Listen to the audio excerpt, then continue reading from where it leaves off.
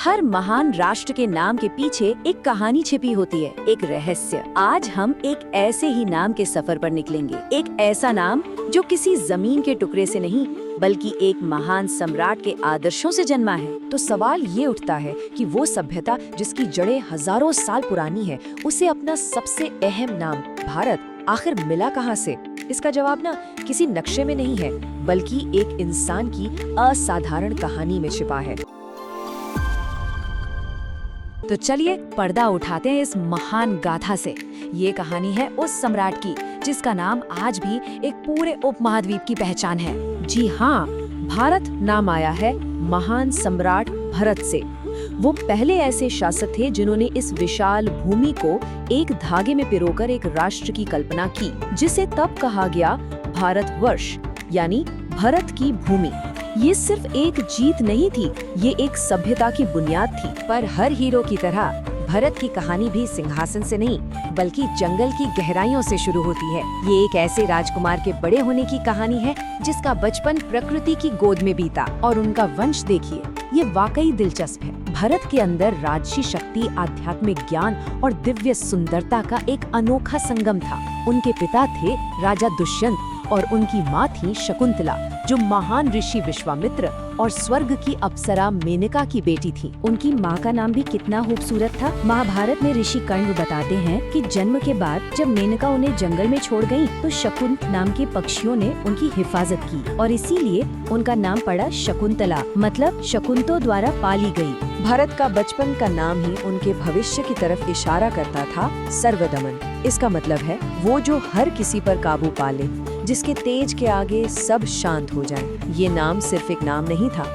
ये उनके असाधारण स्वभाव की पहचान था। और उनका बचपन, भाई वो तो किसी लोक कथा जैसा था। कहते हैं कि उनमें 10,000 हाथियों जितनी ताकत थी। उनकी हथेली पर चक्र का निशान था, जो एक चक्रवर्ती सम्राट की निशानी होती है। और उनके खेल, अरे वो तो जंगली शेरों के मुंह खोलकर उनके दांत गिना करते थे। सोचिए जरा, कितनी निडरता और असाधारण शक्ति रही होगी उनमें। तो जंगल के इस बेखौफ राजकुमार से अब कहानी आगे बढ़ती है सम्राट बनने के सफर तक। चलिए देखते हैं कि कैसे सर्वदमन सम्राट भरत बने। सम्राट बनने के बाद भरत को चक्रवर्ती कहा गया। एक चक्रवर्ती वो होता है जिसके धर्म और न्याय का चक्र, या कह लीजिए कि रथ का पहिया, बिना किसी रुकावट के चारों दिशाओं में घूमता है। ये सिर्फ फौजी ताकत का नहीं बल्कि एक न्यायप्रिय शासन का सबसे बड़ा प्रतीक था। जरा इस संख्या को देखिए, 1800।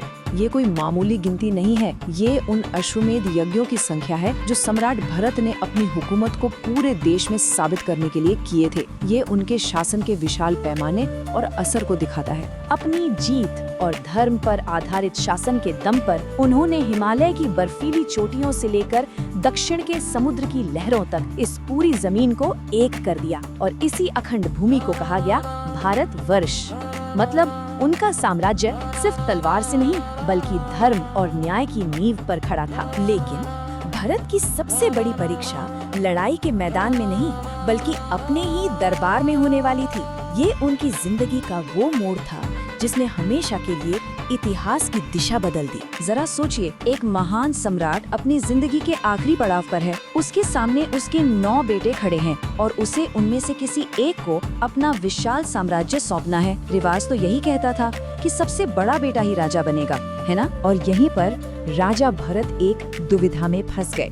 एक तरफ थी परंपरा, खून का रिश्ता, जो शायद राजवंश को तो बचा लेता, और दूसरी तरफ था एक बिल्कुल नया क्रांतिकारी विचार, यानी योग्यता को चुनना जो पूरे राज्य को बचाता। ये परिवार और कर्तव्य के बीच एक बहुत बड़ा इम्तिहान था, और भरत ने जो किया वो उस जमाने में किसी ने सोचा भी नहीं होगा। उन्होंने अपने सभी 9 बेटों को परखा और उन्हें राज करने के काबिल नहीं पाया। तब उन्होंने ऐलान किया कि सिंहासन योग्यता का मोहताज है, वंश का नहीं। और फिर उन्होंने अपना वारिस, एक आम नागरिक भूमन्यु को चुना। ये जो बात है ना, ये उनके फैसले के पीछे के उसूल को साफ करती है कि राजा का फर्ज अपने परिवार से पहले अपनी प्रजा के लिए होता है। उन्होंने परिवारवाद से ऊपर उठकर राष्ट्र धर्म को चुना। ये उनके महान चरित्र का सबसे बड़ा सबूत है। भरत का जीवन तो खत्म हो गया, लेकिन उनकी विरासत आज भी जिंदा है। चलिए देखते हैं कि उनके इस एक फैसले का असर सदियों तक कैसे महसूस किया गया। उनकी विरासत को हम 3 बड़ी बातों में देख सकते हैं। पहला, उन्होंने एक राष्ट्र को उसका नाम दिया, भारतवर्ष। दूसरा, उन्होंने एक नए राजवंश की नींव रखी, कुरुवंश। और तीसरा, जो शायद सबसे जरूरी है, उन्होंने शासन का एक सिद्धांत बनाया कि योग्यता हमेशा वंश से बड़ी होती है। और ये बात कितनी हैरान करने वाली है कि महाभारत के केंद्र में जो कुरु वंश है, जिसके वंशज पांडव और कौरव थे, वो भरत के खून के रिश्ते से नहीं आया था, बल्कि योग्यता के आधार पर किए गए उनके एक चुनाव से पैदा हुआ था। उनका एक फैसला और इतिहास की सबसे बड़ी कहानी की नींव रखती गई। तो सम्राट भरत की ये कहानी हमें एक बहुत पुराने और जरूरी सवाल के साथ छोड़ जाती है।